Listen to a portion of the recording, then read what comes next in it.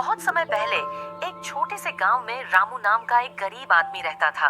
रामू का जीवन बहुत कठिन था। उसके पास रहने के लिए केवल एक छोटी सी झोपड़ी थी और दिन भर मेहनत करने के बाद भी वह मुश्किल से अपना पेट भर पाता था।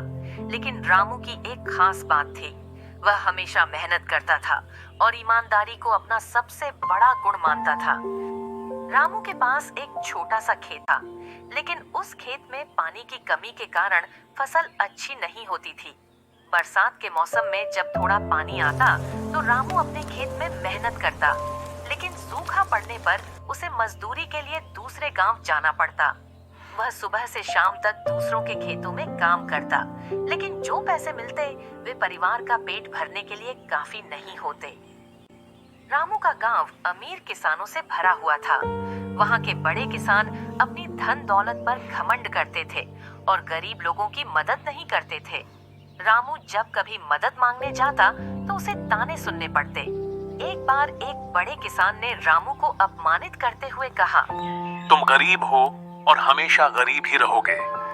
मेहनत करने से कुछ नहीं होता, किस्मत वाले ही अमीर बनते हैं। रामू को यह बात सुनकर बहुत दुख हुआ, लेकिन उसने हार नहीं मानी।